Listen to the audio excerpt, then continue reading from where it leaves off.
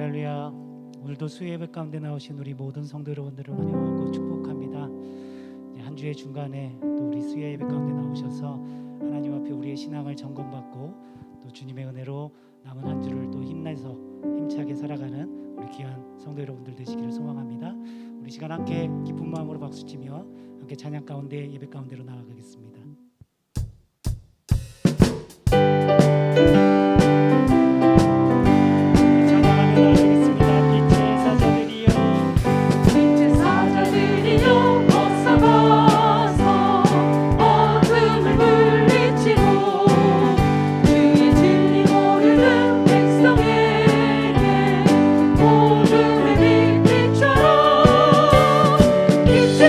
사자들이여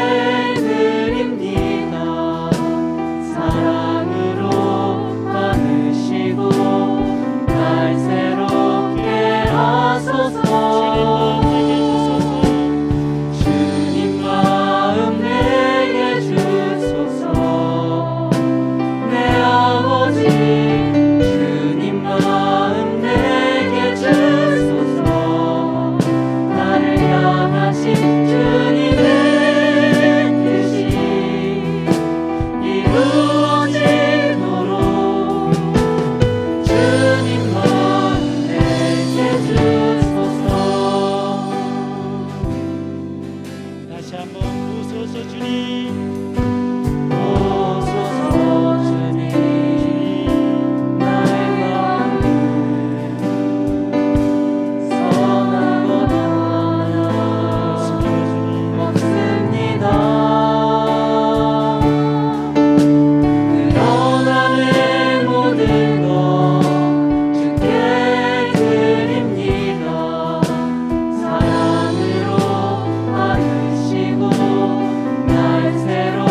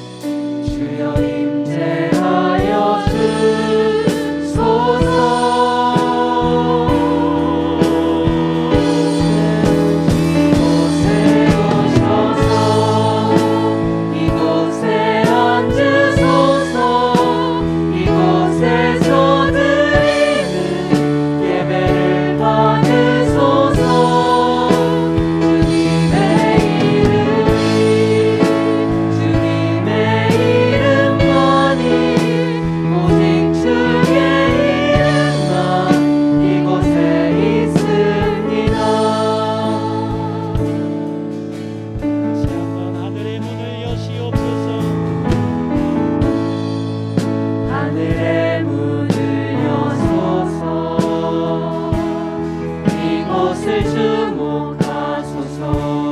주를 향한 노래가 꺼지지 않으니 하늘 열고 보소서. 이곳에 임재하시옵소서. 이곳에 임재하소서. 주님을 기다립니다. 기도의 향기가 하늘에 닿으니 주여 임재하시옵소서. 주여 임재하여 주소서.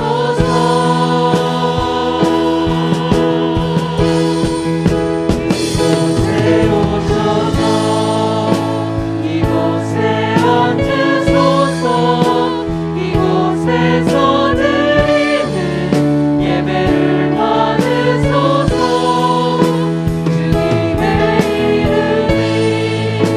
주님의 이름만이 오직 주의 이름만 이곳에 있으리라. 이곳에 오셔서 이곳에 앉으소서. 이곳에서 드리는 예배를 받으소서.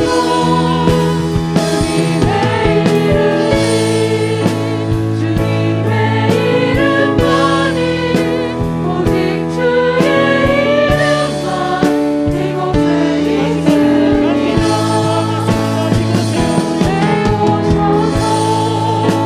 이곳에 앉으소서. 이곳에서 드리는 예배를 받으소서.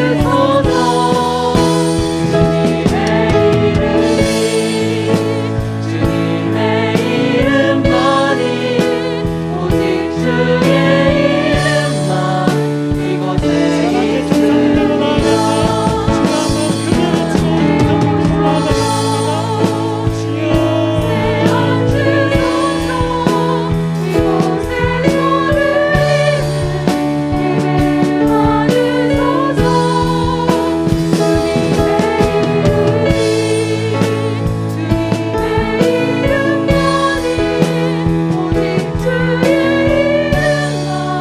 이곳에 있으리라.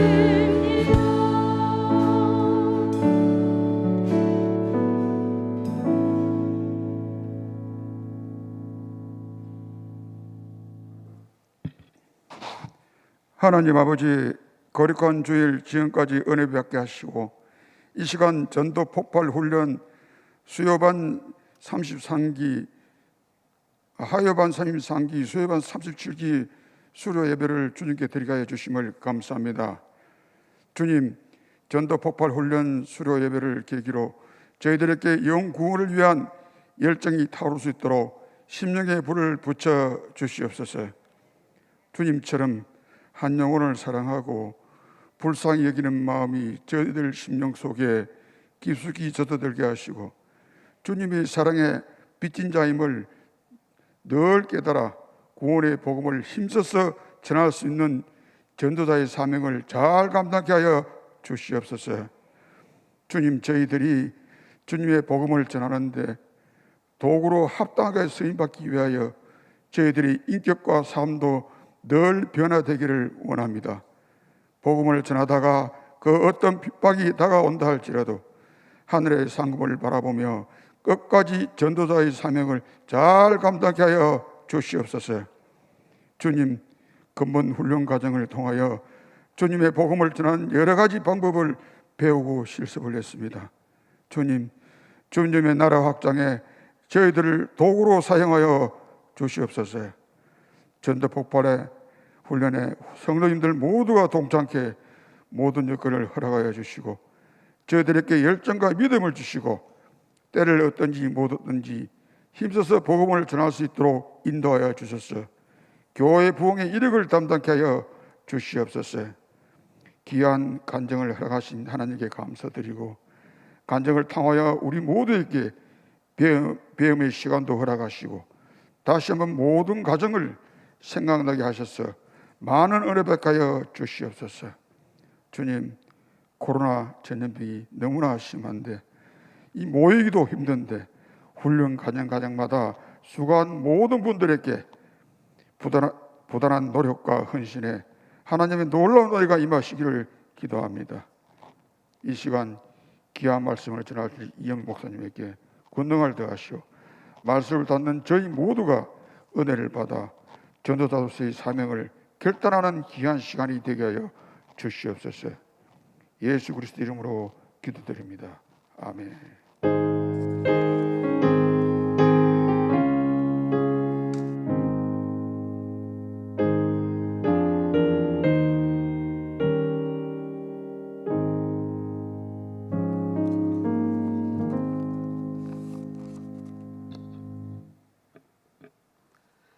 오늘 우리에게 주시는 하나님의 말씀은 누가복음 15장 말씀입니다.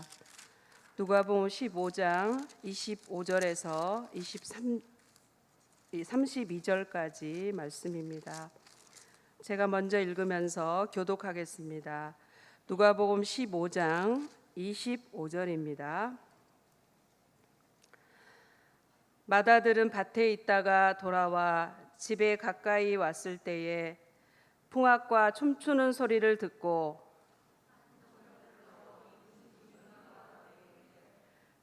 대답하되 당신의 동생이 돌아왔음에 당신의 아버지가 건강한 그를 다시 맞아들이게 됨으로 인하여 살진 송아지를 잡았나이다 하니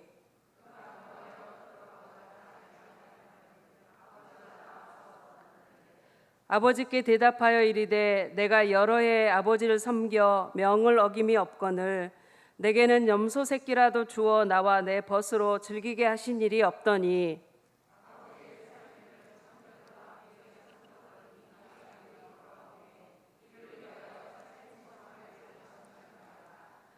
아버지가 이르되 예 너는 항상 나와 함께 있으니 내 것이 다 내 것이로되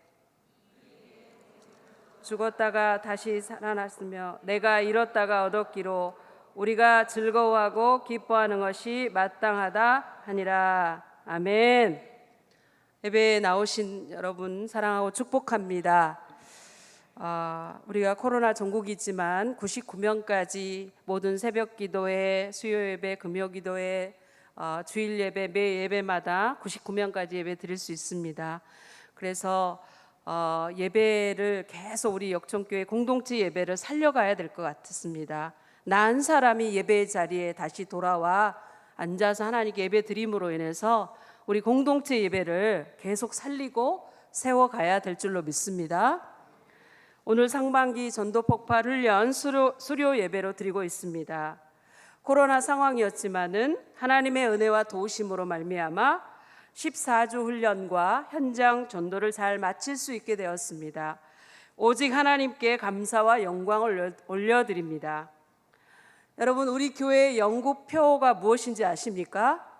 하나님과 이웃을 섬기는 제자 공동체입니다. 이 표대로 우리 교회가 되기 위해서는 우리 성도 한 사람 한 사람이 예수님의 제자가 되는 것입니다. 이 귀한 비전을 이루기 위해서 우리 모든 성도들이 이 표를 붙들고 늘 하나님께 기도하는 것입니다. 동시에 제자가 되기 위해서 필요한 양육과 훈련에 모든 성도들이 적극적으로 참여하면서 순종하는 것입니다. 예수님이 제자들을 훈련하셨던 주제들을 보니까 말씀 훈련, 특별히 산상수훈을 통해서 말씀 훈련, 또 기도를 가르쳐 주시는 기도 훈련, 그리고 전도 훈련, 섬김 훈련 등등 여러 가지가 있습니다. 우리가 정말 예수님의 참된 제자가 되려고 한다면 이런 훈련들이 반드시 우리에게 필요한 줄로 믿습니다. 하나님께서 그동안 우리 교회에 주신 전도 훈련에는 고구마 전도 훈련, EIT 전도 훈련 등 여러 전도 훈련들이 있었습니다. 그 훈련을 통해서 다양한 것을 접촉점으로 해서 전도하는 여러 전도팀이 세워졌고 지금까지 전도하고 있습니다. 그런데 코로나와 또 포스트 코로나 이후의 전도를 생각해 볼 때 교회에 모여서 전도팀이 함께 기도하고 거리에 나가서 상가를 돌아다니면서 이 전도하면서 복음을 전하고 이 하나님의 교회, 우리 교회로 초청하는 사역은 앞으로도 반드시 그런 필요한 전도 사역이라고 믿습니다. 함께 전도하면서 전도자로 훈련되고 그 은혜와 능력이 또 일상에서 우리로 하여금 전도하게 하는 그런 원동력이 되기 때문에 그렇습니다. 그러면서도 동시에 생각하는 것은 점점점 관계 중심 전도가 관계 중심 전도가 되어야 되고, 각 사람의 특성과 그런 상황에 맞게 1대1로 복음을 전해주는 맞춤 전도가 필요한 시대가 되고 있다는 사실입니다. 따라서 우리 성도 한 사람 한 사람이 자기의 삶의 현장에서 자연스럽게 만나는 사람들과 관계를 맺고 그들의 영혼을 구원해 달라고 하나님께 기도하면서 적절한 기회에 복음을 전해서 그들로 하여금 예수님을 영접하게 하고 구원받게 하는 그런 전도자가 돼야 된다는 것입니다. 그러기 위해서는 반드시 전도 훈련이 필요하다고 할 수 있습니다. 전도 폭발 훈련은 2001년부터 시작되어서 지금까지 20여 년 동안 우리 성도들을 전도자로 훈련하면서 전도하고 있는 사역입니다. 저 개인적으로는 94년부터 전도 폭발 훈련을 받고 이 사역을 계속 진행하는 그런 사역자로 하나님께서 인도해 주셨습니다. 그동안 저는 이 사역을 진행하면서 전도 폭발 훈련은 전도 훈련이지만 또 하나의 제자 훈련이라는 생각을 하게 되었습니다. 그래서 전도 폭발 훈련 사역이 우리 교회의 모든 성도들이 제자가 되는데 쓰임 받는 중요한 통로가 되기를 위해서 기도해 왔고요. 지금도 계속 기도하고 있습니다. 하나님께서 여러분의 마음을 감동하시면 순종하셔서 훈련 받으시기를 바랍니다. 이미 훈련받은 성도님들 중에서 훈련은 받았지만 내가 지금 전도자로 살고 있지 못하다고 한다면은 다시 이 훈련에 참여하시는 역사가 일어나기를 바랍니다. 우리 교회에서 그동안 20년 동안 많은 지역교회도 섬기고 많은 사역자들도 훈련해서 섬기고 파송했지만 우리 교회 안에 현재 있는 분들 중에 거의 200여 명 가까운 분들이 훈련을 받았습니다. 나는 이미 훈련 받았으니까 그게 아니라 훈련은 받았지만 내가 삶의 현장에서 복음을 전하고 있지 못하다면, 영혼 구원을 위한 절절한 기도가 내 안에서 살아있지 못하다면 다시 훈련의 장으로 돌아오는 역사가 있기를 바랍니다. 전도 폭발 훈련이 어떤 훈련인가 정의를 내린다면 다음과 같습니다. 첫 번째, 복음을 이해하고 묵상하면서 복음으로 무장하는 훈련입니다. 두 번째는 복음으로 나를 변화시키는 훈련입니다. 세 번째는 복음이 나를 통해 전달되는 훈련입니다. 특별히 복음으로 나를 변화시키는 훈련이라고 하는 이 부분은 내가 한 학기 훈련생 시절에만 경험하는 은혜가 아닙니다. 계속해서 복음을 더 깊이 깨달아 가면서 계속 복음을 전하면서 주시는 은혜입니다. 예수님은 나에게 어떤 존재이신가? 예수님을 나는 어느 정도나 믿고 있는가? 라는 이 질문이 우리 속에서 지속적으로 일어납니다. 그 대답은 시간이 갈수록 더 분명해지고 명료해진다고 믿습니다. 그것이 전도 폭발 훈련을 통해 주시는 하나님의 축복이요 은혜라는 생각을 하게 됩니다. 오늘 본문을 통해서 복음으로 나를 변화시키는 하나님의 은혜 한 가지를 나누려고 합니다. 누가복음 15장에서 예수님은 세 가지의 비유를 들어서 말씀하시고 있습니다. 잃은 양, 잃은 드라크마, 잃은 아들입니다. 이 비유는 예수님께서 어떤 상황에서 누구에게 하신 말씀입니까? 오늘 바로 15장 1절, 2절에 나와 있습니다. 우리 다 같이 한번 읽겠습니다. 시작! 모든 세리와 죄인들이 말씀을 들으러 가까이 나아오니 바리새인과 서기관들이 수군거려 이르되 이 사람이 죄인을 영접하고 음식을 같이 먹는다 하더라. 예수님께서 죄인과 세리들을 영접하고 그들과 음식을 드시면서 교제하시는 것을 보면서 바리새인과 서기관들이 그런 예수님을 못마땅해 하면서 수군거렸습니다. 스스로 의롭다고 생각하고 스스로 경건하다고 생각한 그들은 세리나 죄인들보다 훨씬 자신들이 가치가 있다는 교만한 마음을 품었습니다. 예수님께서 그것도 같은 주제로 3가지의 비유를 들어 말씀하시는 이유는 그들의 잘못된 생각이 너무나 강하기 때문에 그렇습니다. 잃어버린 아들을 다시 찾은 아버지의 기쁨에 동참하지 못하는 맏아들, 그 맏아들의 모습이 너희 바리새인들과 서기관들의 모습이 아니냐라고 말씀하시고 있는 것입니다. 오늘 말씀은 그동안 우리가 계속 들어온 돌아온 탕자의 비유, 잃어버린 아들을 찾은 아버지의 기쁨, 이런 주제로 계속 말씀을 들어왔습니다. 그런데 저는 오늘 본문 말씀에서 자존감이라고 하는 주제로 말씀을 생각해 보려고 합니다. 제가 왜 이렇게 빨리 하냐면요, 제가 왜 이렇게 말을 세게 하냐면요, 제가 피드백을 받았어요. 네. 제가 옛날에 우리 목사님께서 잠깐 안식을 한 달 하실 때가 있었어요. 제가 주일날 설교를 했는데요, 그때 8.15 광복절이었어요. 요맘때였습니다. 제가 말씀을 전했는데 그때는 되게 빠르게, 되게 강도 있게 설교를 했대요. 근데 그동안 몇 년이 지나면서 제 말이 느려지고 제 말이 약해졌대요. 누가? 남편님이. 그래서 오늘도 신신당부를 하더라고요, 저한테.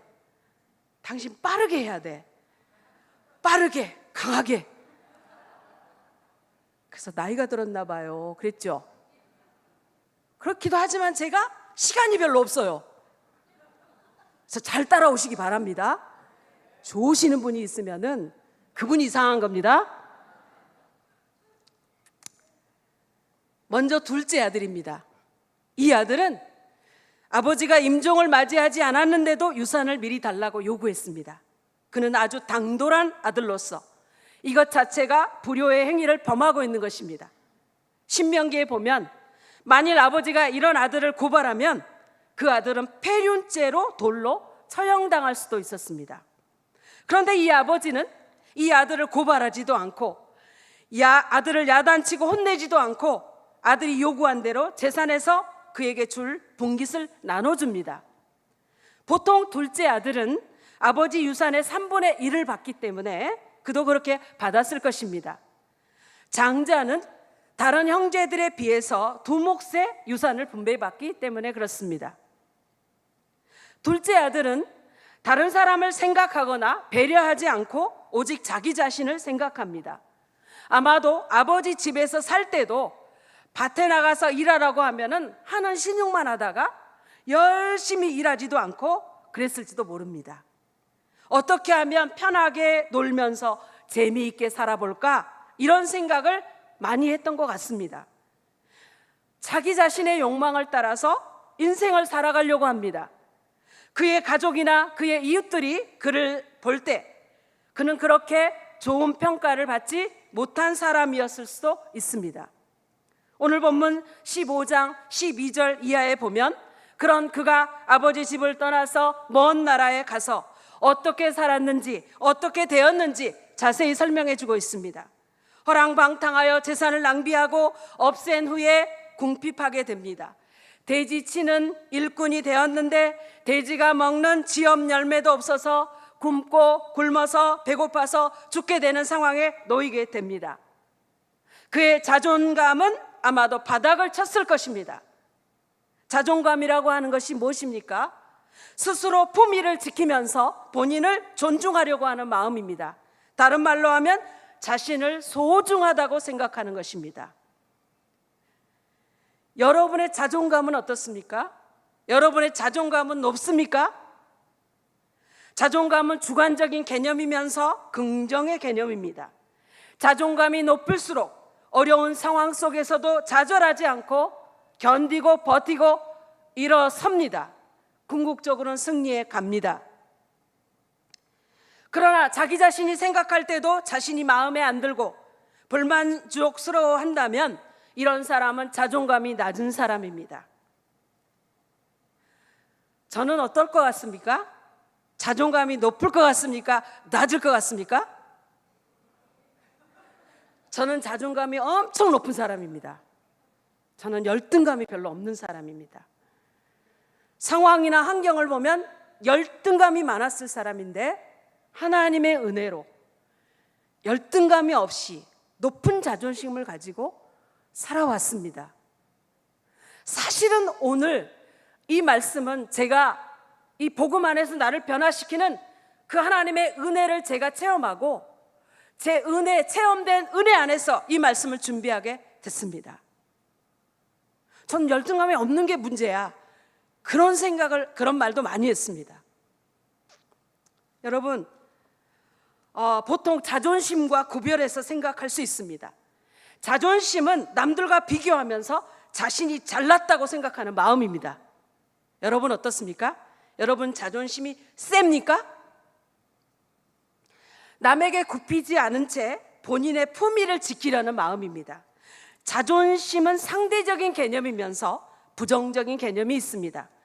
자존심이 상하거나 이게 자존심이 이제 상한다고 했잖아요. 내 자존심이 상해. 그럼 어떻죠? 화를 내거나 다투거나 그렇습니다. 자신의 체면을 세우려고 그러는 거죠. 자존심이 강하다는 것은 그 내면에 열등감이 있기 때문에 그렇습니다.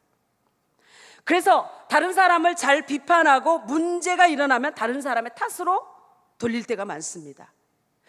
자존감이 낮으면 열등감이 생기고 열등감이 있으면 다른 사람에게 자존심을 강하게 드러낸다는 것입니다.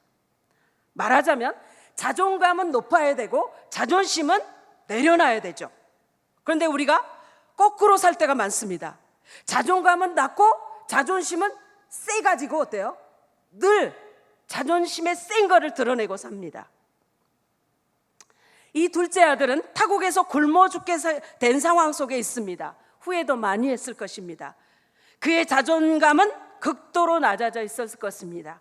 그런 그가 자신이 하늘과 아버지께 죄를 지었음을 깨닫고 인정합니다. 내가 아버지의 아들로서가 아니라 품꾼의 하나로라도 써달라고 해야지 하고 결심하고 다시 아버지의 집을 향하여 돌아갑니다. 자존심을 내려놓습니다. 그런데 아버지가 여전히 자신을 기다리고 있었다는 것입니다.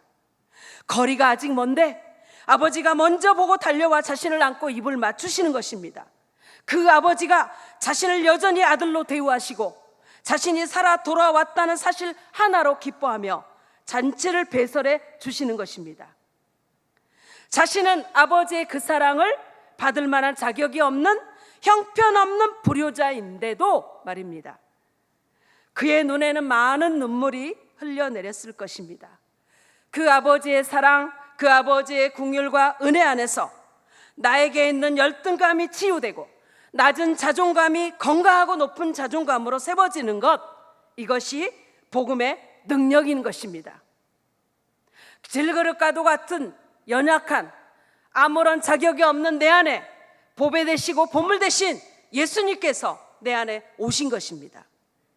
나는 그 예수 그리스도 안에서 내 자존감이 높아지고 내 자존감을 건강하게 세울 수 있다는 것입니다. 그래서 이제는 존재로 살 수가 있게 되는 것입니다. 소유로 사는 것이 아니라, 상황에 반응하고 사는 것이 아니라 주님의 말씀에 반응하며 살 수 있는 것입니다. 사랑하는 성도 여러분, 우리도 이 둘째 아들처럼 죄악의 본성을 따라 나만 사랑하고 나만 생각하고 살아온 죄인이었는지 모릅니다. 세리와 죄인들 같은 그런 죄악된 우리를 하나님의 사랑으로 영접해 주시고 자녀 삼아 주셨습니다. 어두운 내 마음속에 빛으로 빛을 비춰주시고 내 인생길을 지도해 주시고 하늘이 주시는 평안을 우리 마음 가운데 주셔서 영원한 하나님 나라의 소망을 가지고 살아갈 수 있게 해주신 것입니다. 그래서 우리는 소중한 사람들이 되었습니다. 가진 것이 별로 없다 할지라도 우리는 하나님의 자녀가 된 가치 있는 존재가 되었습니다. 아무리 형편없는 사람이라 할지라도 하나님의 사랑을 입으면 그는 건강한 자존감을 세워서 인생을 승리해 갈 수 있는 것입니다. 여러분은 정말 소중하고 가치 있는 존재들입니다. 얼마든지 여러분 자신을 소중하게 생각하셔도 됩니다. 하나님의 사랑 안에서 열등감을 버리고 건강한 자존감을 세우시기를 축복합니다. 25절부터는 맏아들에 대한 이야기입니다. 사실 오늘 설교의 초점은 맏아들에게 더 있습니다. 그는 밭에 있다가 돌아왔습니다. 그런데 풍악과 춤추는 소리를 듣습니다. 한 종을 불러 이 무슨 일인가 묻고 자초지종을 듣게 되었습니다. 그는 그 종을 통해 얘기를 듣자마자 28절에 보니까 분노하게 됩니다. 그 잔치에 들어가려고도 하지 않습니다. 이 맏아들은 어떤 사람입니까? 그는 밭에 나가 열심히 일하는 성실한 사람입니다. 29절 말씀을 통해 보면 아버지를 섬기고 아버지의 명을 어긴 일이 없는 순종의 사람입니다. 그는 바르고 의롭게 살려고 노력하는 사람이라고 보여집니다. 그래서 어쩌면 그의 자존감은 아주 높았을는지 모릅니다. 그는 자신의 동생처럼 허랑방탕하게 살 줄도 모르고 정직하고 성실하게 열심히 사는 사람이었을 것입니다. 그런데 그런 그의 자존감이 무너져 내리고 자존심 상해하는 모습이 오늘 본문에 나타나고 있습니다.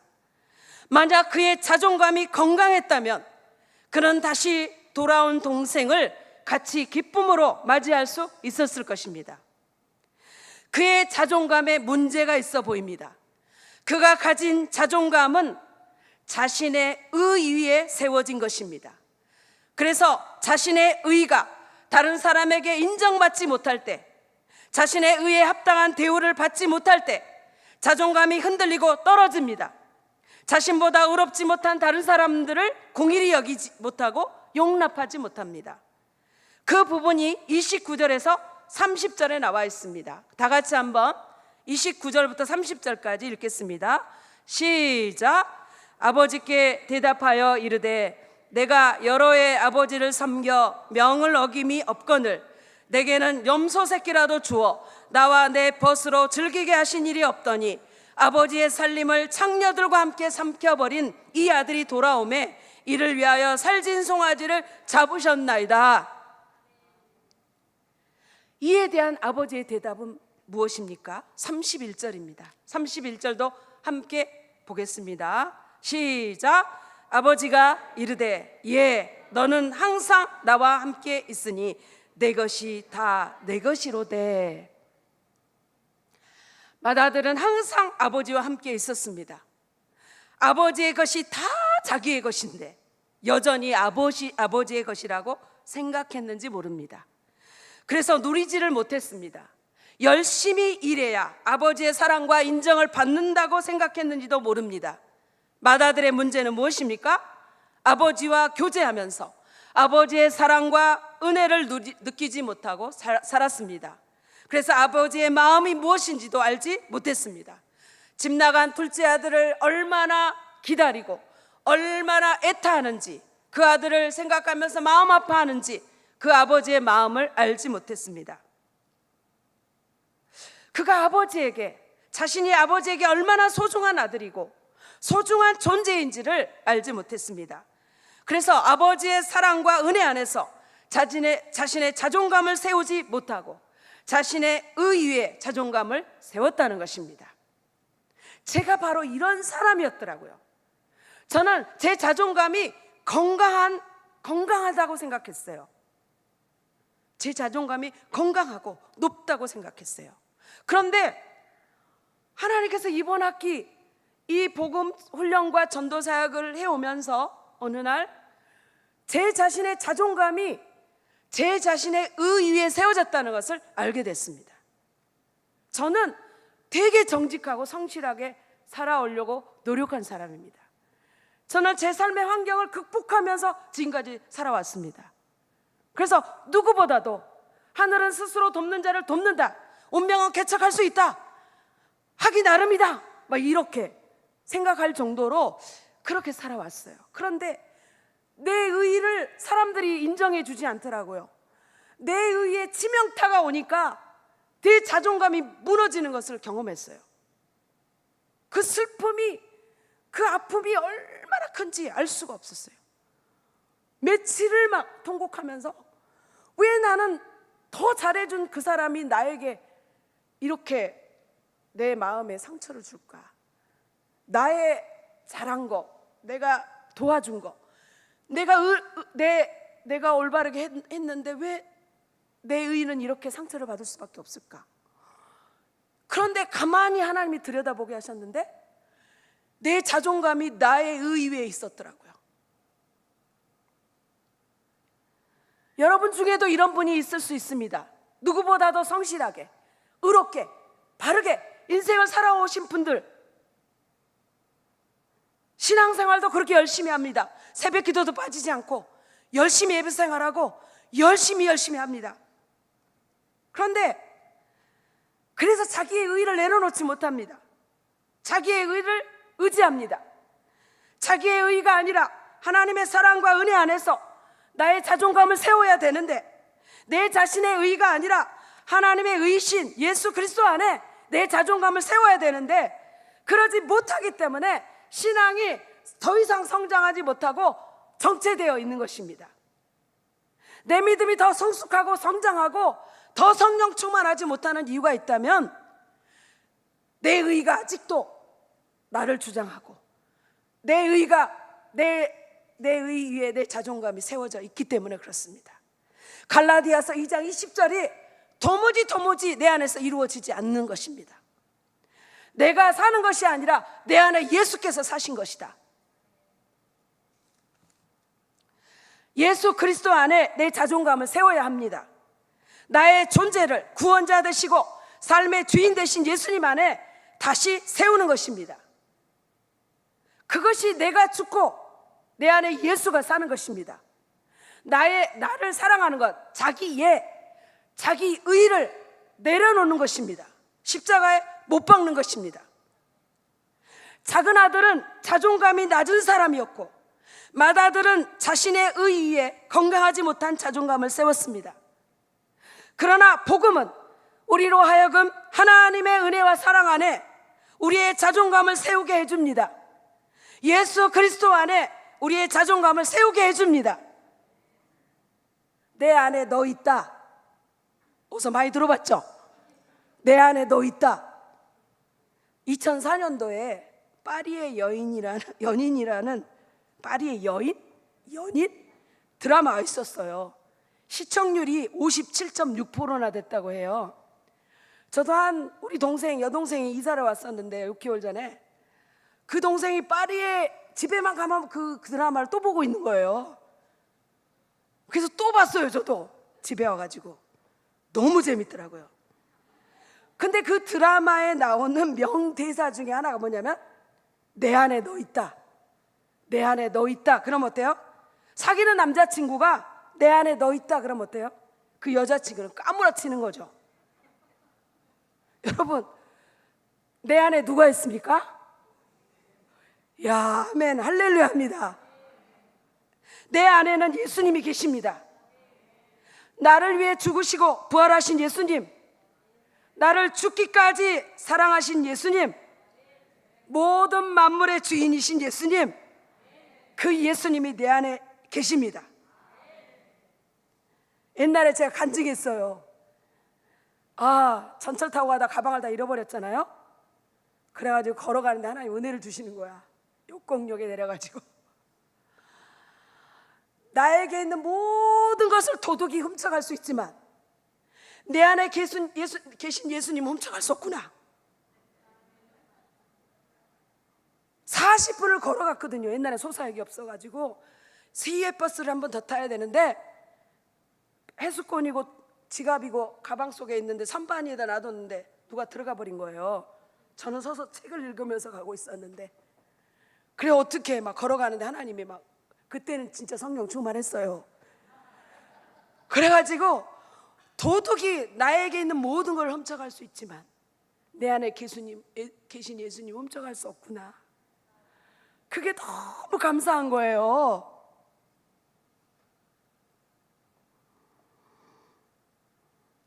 내 삶의 상황들이 어려워질 수 있지만 내 안에 계신 예수님은 살아계셔서 나에게 힘을 주시고 나를 도우시고 내 필요를 채우시며 위로와 소망을 주신다는 것입니다. 예수님 안에는 모든 지식과 보화와 보물이 다 있습니다. 그 예수님이 내 안에 계시기 때문에 나는 정말 가치 있는 사람입니다. 나는 가진 것이 별로 없고 이런저런 참 문제도 많고 건강하지도 못하고 등등, 그렇지만 내 안에 하나님의 아들이신 예수님이 계신 것입니다. 다시 오셔서 심판의 주가 되시는 그 예수님이 내 안에 계시는 것입니다. 그래서 나는 우울하지 않고 누구 앞에서든지 당당하고 자신감이 있는 것입니다. 나는 나를 소중히 여깁니다. 건강한 자존감이 있는 것입니다. 코로나 블루라는 신조어가 생겼습니다. 많은 사람들이 우울하고 불안하고 힘들어합니다. 맞습니다. 그런 상황입니다. 하지만 여러분 안에 하나님의 사랑이 있고 능력의 주님 예수님이 계시는데 그 사실을 믿고 그 예수님의 이름을 날마다 여러분이 부르신다면 우울을 뛰어넘어서, 상황을 뛰어넘어서 여러분은 빛 가운데 계실 것이고 은혜와 평안을 누리며 살게 될 것입니다. 예수님 의지합니다. 예수님 믿습니다. 예수님 도와주세요. 예수님 사랑합니다. 예수님을 그렇게 선포하는 사람들에게 예수님은 반드시 응답하시고 승리를 주실 줄 믿습니다. 더 나아가서 예수 그리스도 안에서 나의 자존감을 건강하게 세울 때 우리를 통해 증거되는 복음은 더 큰 능력으로 역사하게 될 것입니다. 코로나 때문에 코로나인데 이렇게 말하면서 예전에 예배의 자리를 지켰던 성도님들, 예전에는 기도의 자리에 빠지지 않으셨던 성도님들 어디 계십니까? 지금 여러분은 어디에 있습니까? 백신도 맞으시고 마스크도 쓰시고 방역 수칙도 지키고 거리도 뛰어서 얼마든지 교회에 나와서 예배 드릴 수 있지 않습니까? 99명이 오바되면 다 우리 목사님들이 다 해결해 드립니다. 다른 장소를 이동해서라도 다 해결해 드립니다. 무엇을 두려워하시고 무엇을 걱정하시는지 모르겠습니다. 코로나기 때문에 내가 주일날 가주는 것만 해도 대단한 거다, 주일날 예배 드리는 것만 해도 대단하다. 아닙니다. 여러분 정신 차리시길 바래요. 코로나이기 때문에 더 많이 기도해야 됩니다. 이 나라와 민족을 볼 때도 기도 제목이 아주 산처럼 쌓여 있습니다. 힘들어하고 열등감에 아프고 막 문제 많은 성도들이 너무 있어요. 우리의 기도를 하나님이 기다리셔요. 포기하지 마세요. 신앙을 포기하지 마세요. 핑계대지 마세요. 정신 차리세요.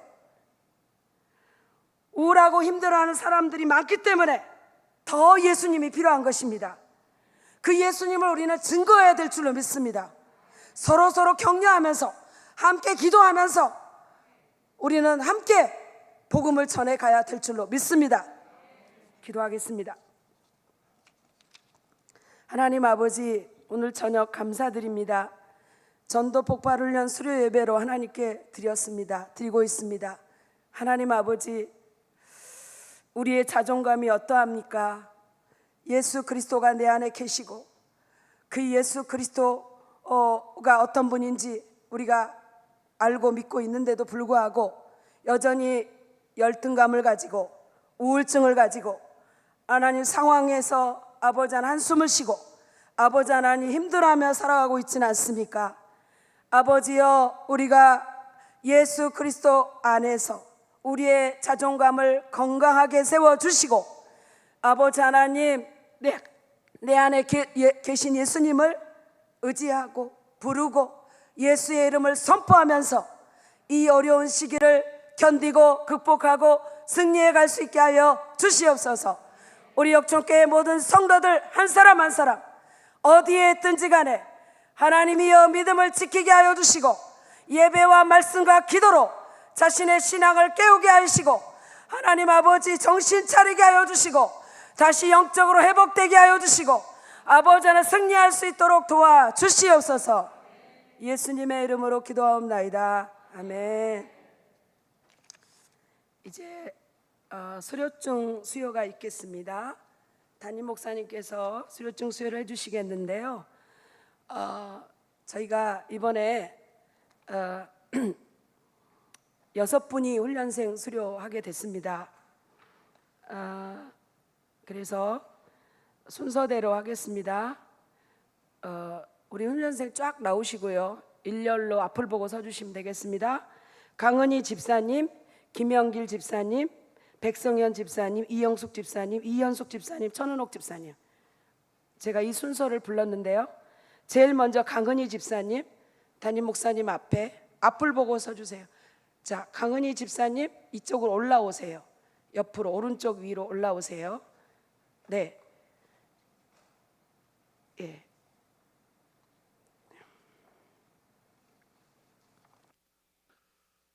국제 전도복활 훈련 사역 훈련자 자격증 1단계 역천 성결교회 강은희 귀하는 본 국제 전도복활 훈련 사역의 훈련자로 요구되는 자격을 구비하였으므로 이에 자격증을 드립니다. 2021년 8월 25일 한국본부 이사장 홍정길 대독. 네, 박수하겠습니다. 축하합니다. 네, 밑에 내려가 서 계시면 좋겠어요. 오른쪽 끝에. 네. 그 다음에 계속 나와주세요. 김영길 집사님. 김영길 집사님. 박수하겠습니다. 자, 백성현 집사님.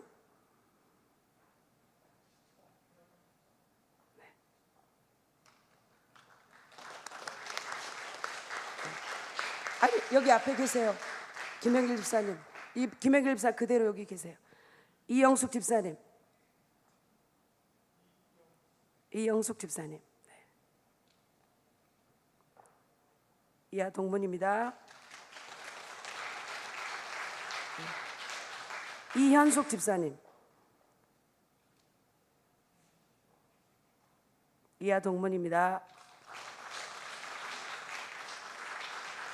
네. 천은옥 집사님. 이하 동문입니다. 네. 자, 앞을 보고 서주세요. 네. 서주시고 이제 우리 훈련자들이 꽃다발하고 배지를 우리 훈련생들에게 전달하겠습니다. 나와주세요. 네. 여러분은 큰 박수로 축하해 주시기 바랍니다.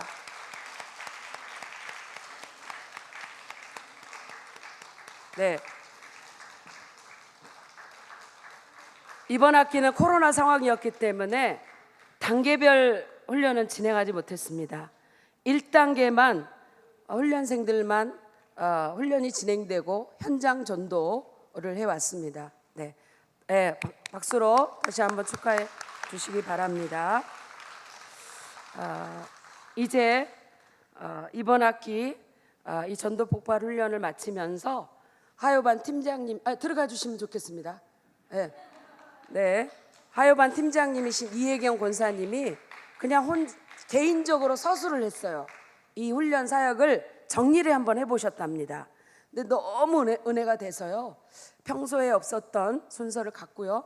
그다음 훈련생 중에서 우리 수요반에서 이현숙 집사님, 화요반에서 김영길 집사님 각각 이어서 간증해 주시도록 하겠습니다. 네, 나와주세요.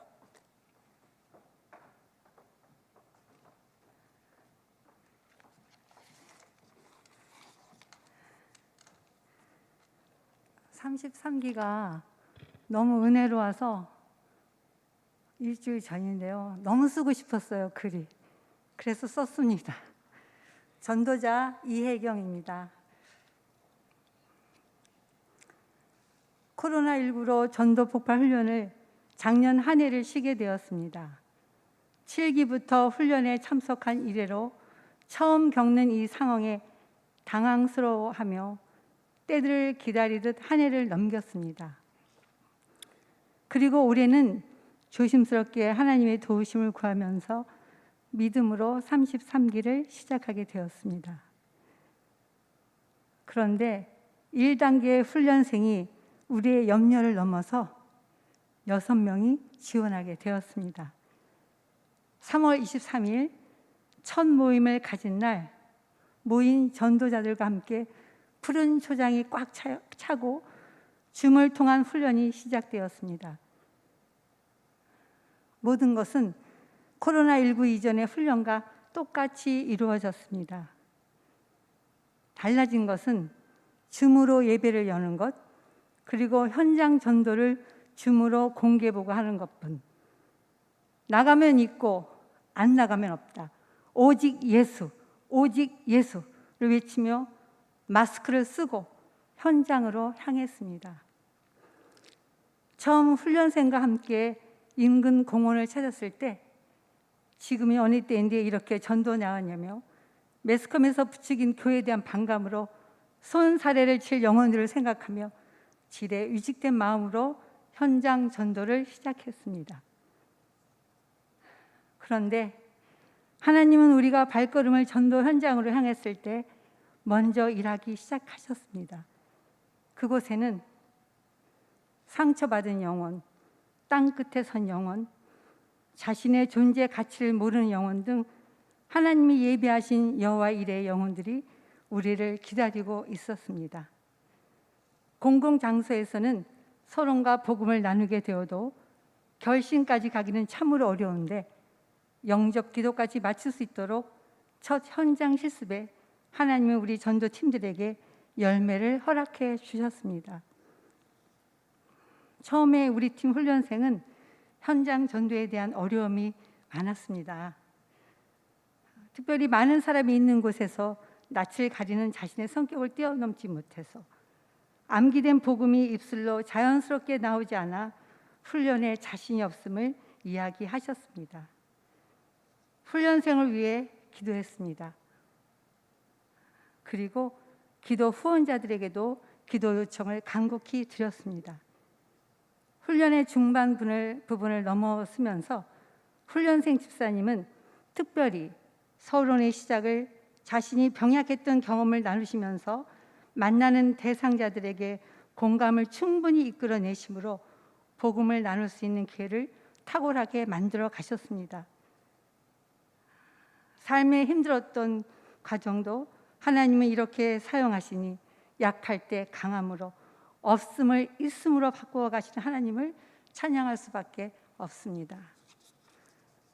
훈련이 거듭되고 현장 전도가 거의 막바지로 갈 즈음 그날은 소나기 소식이 있었고 그럼에도 불구하고 날씨를 다스릴 하나님께 맡기며 모든 것을 맡기며 순종함으로 공원에 나갔습니다. 굵은 비가 갑자기 쏟아지기 시작했어요. 아플싸. 그런데 눈앞에 지붕이 보였고 그 아래 의자들이 보였습니다. 저곳입니다. 우리는 그곳으로 비를 피했고 그곳에는 복음을 들을 영혼이 비를 피해 앉아 계셨습니다. 비가 오래 오기를 기도하며 복음을 전했습니다. 비도 맞지 않고 이런 멋진 지붕 아래에서 전할 수 있도록 하시는 하나님은 정말 멋진 우리 아빠, 아버지십니다. 라고 고백드렸습니다. 현장 전도를 마치고 돌아오는 길이 기쁨으로 가득했습니다. 그리고 모든 가정을 기도 후원자님께 문자로 올리니 그 기쁨이 배가 되었습니다. 마지막 현장 전도에서는 복음의 씨를 뿌리는 것에서 더 나아가 영접하는 영혼을 만나길 간절히 기도하며 현장에 임하니 하나님은 그렇게 우리의 기도를 듣고 계셨습니다. 그날 훈련생은 복음의 서론에서 결심까지 정말 자연스럽게 전도 대상자와 눈을 맞추며 듣기 좋은 음색으로 영혼을 사랑하며 결신을 갈망하며 복음을 전했고 드디어 하나님은 결심까지 허락해 주셨습니다.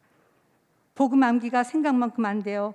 새벽까지 잠을 이루지 못했던 우리 훈련생이 주님 앞에 간절히 기도하며 전도자가 되기까지를 서원하고 복음 전문을 읽고 또 읽고 마음판에 새기게 해달라는 그 기도에 하나님께서 응답해 주신 것이었습니다.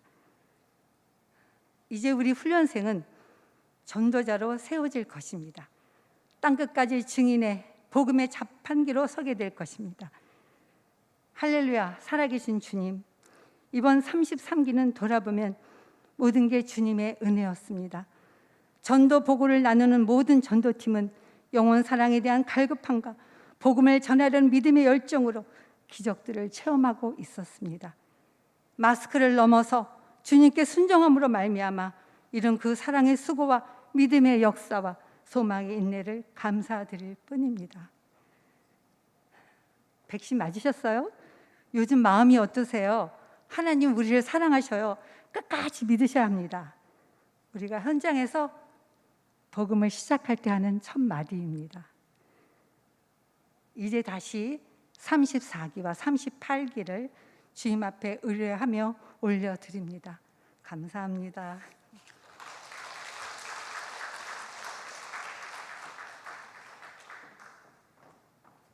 잠깐만요. 발음이 좀 그래서 양해를 구하겠습니다. 마스크를 좀 벗고 하셔도록 그렇게 하겠습니다.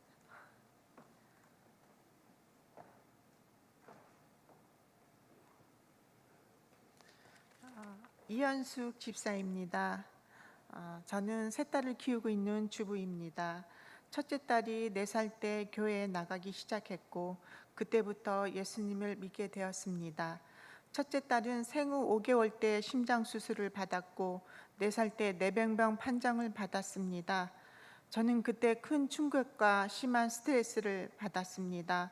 앞으로 이 아이를 어떻게 키우며 어떻게 살아가야 하나 하늘이 무너지는 것 같았습니다. 마음이 너무 힘들어서 제 스스로 교회를 나갔고 하나님을 의지할 수밖에 없었습니다. 이후에 둘째, 셋째 딸을 키우면서도 많은 어려운 상황으로 인해서 제 몸에 여러 가지 질병을 얻게 되었습니다. 갑상선 항진증, 이염, 간도 좋지 않았고 방광염, 고지혈증, 신장염, 정신병이 한꺼번에 찾아왔습니다. 여러 번 119로 응급실에 실려가곤 했습니다. 오랫동안 병원 치료가 되다가도 하나가 좋아지면 또 다른 질병이 찾아와서 저의 마음속까지 괴롭혔습니다. 이런 질병들은 점점 더 저의 삶을 피폐하게 만들었습니다. 급기야는 집안일도 제대로 잘하지 못할 때가 많았습니다. 그러다 보니 자녀들을 잘 양육하지 못하게 되고 마음은 점점 힘들고 두려워졌습니다. 그러다가 제가 다니던 교회가 문을 닫게 되면서 역청교회에 나오게 되었습니다. 감사한 것은 집에만 있었던 장애 아이인 큰딸이 사랑부에 참여하여 예배를 드릴 수 있게 되었습니다. 큰딸은 이 사랑부를 많이 좋아하였습니다. 일주일 내내 사랑부 예배를 기다리는 아이가 되었습니다. 이것이 하나님이 제게 주신 큰 은혜이며 위로가 되었습니다. 그러던 중 전도폭파 훈련을 받으며 좋겠다는 제안을 받게 되었습니다. 그러나 제 안에 있는 여러 가지 질병과 힘듦 때문에 다른 사람들에게 복음을 전해야 한다는 부담감이 스트레스가 될 것 같고 그 스트레스를 제가 감당할 수 없을 것 같아서 거절하였습니다. 그런데 어느 날 새벽에 기도하는데 하나님께서 순종하라는 마음을 주셨습니다. 그래서 훈련에 참여하게 되었습니다. 전도 폭발 훈련을 참여하면서 목사님과 한조가 되었습니다. 복음 제시 내용을 암기하고 숙제를 점검하는 시간을 가지면서 동시에 제 마음의 고통과 아픔을 고백하고 함께 기도하게 되었습니다. 그러면서 저의 질병들이 점점 호전되고 마음의 치유가 일어나게 되었습니다. 약도 줄이고 저녁에 잠도 잘 자게 되었습니다. 무엇보다도 복음의 말씀을 암기하고 익히면서 제가 하나님께 더 가까이 나아가게 되었습니다. 또한 기도할 때마다 은혜가 되었고 여러 가지 기도도 응답해 주셨습니다. 저의 마음이 하나님께 순종하는 마음으로 바뀌게 되었습니다. 현장 전도를 통해서 복음을 조금씩 전하면서 저도 다른 사람을 위해서 무엇인가를 할 수 있구나라는 것이 기뻤습니다. 현장 전도에서 전도 대상자들의 삶과 아픈 고민을 들으면서 간절히 기도하게 되고 감사하는 마음도 가지게 되었습니다. 전도 폭발 훈련을 받게 해주신 하나님께 감사드립니다. 앞으로 복음으로 더욱 훈련하고 성령 충만받아 다른 사람들에게 예수님을 전하는 전도자가 되고 싶습니다. 복음을 전하면서 저의 병든 마음과 상처가 더 온전히 치료가 되어지고 믿음의 전도자가 되기를 소망하고 기도하고 있습니다. 감사드립니다.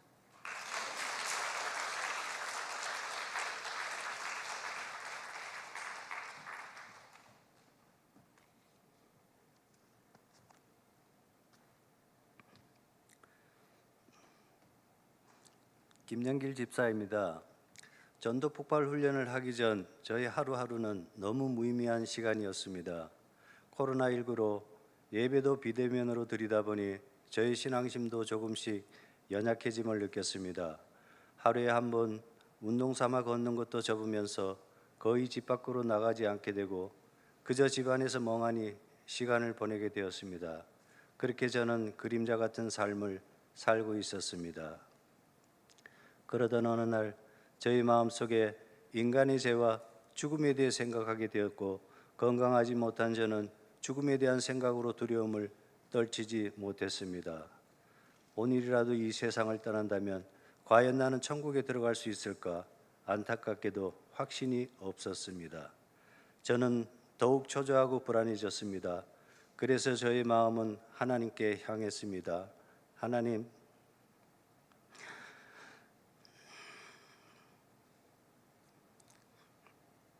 저희 죄를 용서해 주시고 이 혼란스러운 마음에서 구하여 주세요. 간절히 기도했습니다. 대면 예배 드리는 어느 날 전도 담당 목사님이 저에게 집사님 기도하고 있습니다 라는 말씀에 전도 폭발, 쑥스러운 마음과 함께 무언가 끌어당기는 마음을 느끼게 되었습니다. 누군가가 저를 위해 기도하고 있다는 생각이 제 마음을 따뜻하게 하였습니다. 저를 위해 기도해 주시는 분들이 떠올랐습니다. 너무도 감사했습니다. 그러나 전도 훈련을 내가 잘할 수 있을까 숫기도 없고 남 앞에서 말도 잘 못하는 성격에 어떻게 모르는 사람들에게 복음을 전할 수 있을까 그런 생각이 들었습니다. 화요 전폭 33기 첫 모임날 무덤덤한 마음으로 참석하게 되었고 저는 훈련자이신 이혜경 권사님과 한조가 되었습니다. 무슨 암기가 이렇게 많은 거야? 어떻게 다 외울 수가 있지? 요즘 기억력이 떨어져 있는 저로서는 벽을 만난 듯 했습니다. 그리고 매주마다 현장 전도를 나간다고 하는데 마음 준비가 되어 있지 않는 저는 당황스러움에 그냥 포기해버릴까 하는 생각도 들었습니다. 하지만 한편으로는 여기라도 붙어 있어야 연약한 내 믿음을 지킬 수 있지. 그럼 삼수사수를 하더라도 껌딱지처럼 꼭 붙어 있자 라는 마음이 팽팽하게 저를 당기고 있었습니다. 첫 번째 현장 전도는 겉으로는 담담한 척 했지만 많이 낯설고 어색하기만 했습니다. 그러나 몇 주간의 교육 과정 중 복음 제시 말씀 속에서 혼자서 그렇게 잘 이해가 되지 않았던 구원의 확신이 서게 되었습니다. 이것이었구나. 영생에 대한 궁금증이 풀리면서 너무나 기뻤습니다. 현장 전도가 거듭되면서 훈련자의 시범으로 보았던 복음의 서른 부분을 제가 제시하게 되었습니다. 우리 팀은 대저동과 역천동에 있는 공원으로 매주 현장 전도를 나갔습니다. 그곳에서 박시성을 가지신 어르신을 만나 서론을 전하는 도중 갑자기 아무것도 생각이 나지 않았습니다. 머릿속은 그냥 검은 먹쥐처럼 캄캄해지고 말문이 막혀버렸습니다.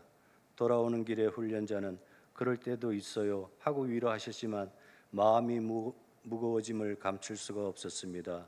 집에서 저는 무엇이 잘못되었을까, 머리에 이상이 생긴 것일까 많은 생각을 하다 잠이 들었습니다. 새벽 3시쯤 잠에서 깨었습니다. 다시 잠들려 했지만 잠이 오지 않았습니다. 복음의 말씀을 진정 이해하고 참된 마음과 영혼 사랑하는 마음으로 복음을 전하려 했는지 돌아보았습니다. 영혼 사랑의 마음보다 제가 구원받기 위해서 제 행위에 집착하고 있었음을 깨닫게 되었습니다. 눈물이 났습니다. 너무도 마음이 아팠습니다. 저를 용서해 주세요. 제 안에 주님은 안 계시고 저의 의만 있다는 것을 알게 되었습니다. 눈물로 회개의 시간을 보내고 마음의 평안이 조금씩 밀려왔습니다. 하나님, 저는 아무 쓸모없는 죄인입니다. 아무런 힘도 능력도 없습니다. 저의 의지로 아무것도 할 수 없음을 고백합니다. 하나님께서 저를 불러주셨다면 주님의 말씀을 전할 수 있도록 허락하시고 전해야 하는 복음의 말씀을 저희 마음판에 새겨주셔서 이 세상을 떠나는 날까지 기억하게 해주세요. 삶의 현장 속에서 주님의 말씀을 간절히 원하고 기다리는 영혼을 위해서 복음을 전할 수 있는 통로가 되게 해주세요. 저는 그렇게 하나님께 기도했습니다. 저는 너무나 간절했기에 눈물이 멈추질 않았습니다. 시간은 많이 흘렀지만 저희 눈은 어린아이처럼 똘망똘망해졌습니다. 복음지시 암기 내용을 꺼내들고 마음으로 읽기 시작했습니다. 읽고 또 읽고 그렇게 말씀이 제 마음판에 새겨지는 것을 알게 되었습니다. 그리고 나서 현장 전도를 다시 나가게 되었습니다. 전과는 다르게 영혼을 사랑하는 마음과 구원의 확신을 가지고 저희 기도에 응답해 주시고 저를 올바른 전도자의 길로 인도해 주시는 주님께 제 자신을 맡기며 담대함으로 나아가게 되었습니다. 훈련자와 함께 대조공원에 갔습니다. 그곳에서 지시성을 가지신 분을 만났습니다.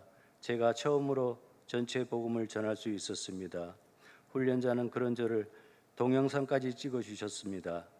지시 어르신과의 만남이 제겐 첫 영혼 사랑의 찡한 만남이 되었습니다.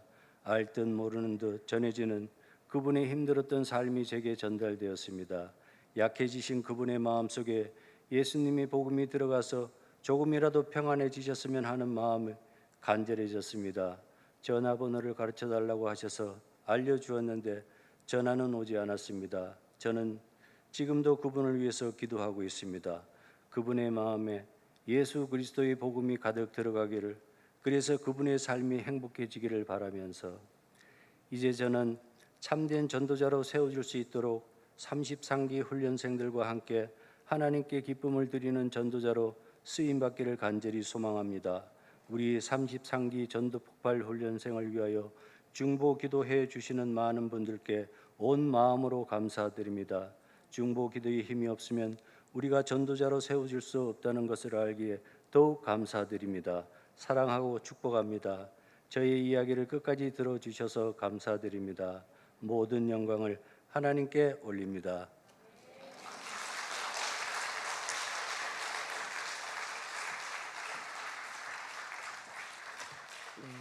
시간이 좀 지났네요. 광고 말씀드리겠습니다. 정교행 금요기도회 9월 3일 오후 8시 30분에 이호 목사님을 강사로 모시고 드려지게 됩니다. 교육부서 비대면으로 드려지고요. 세례 신청과 세례 예비자 교육 안내가 있습니다. 신청은 돌아오는 주일 8월 29일까지 사무실로 해주시길 바라고요. 이제 교육일자 주보를 참조해 주시기 바랍니다. 10조 전도법을 주보에 새로 실었습니다.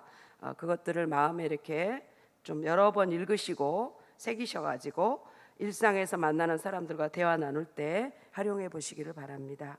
이제 주님 가르쳐 주신 기도로 예배를 마치고 더 기도하실 분들은 기도하시고 또 교제 나누실 분들은 교제해 주시기 바랍니다.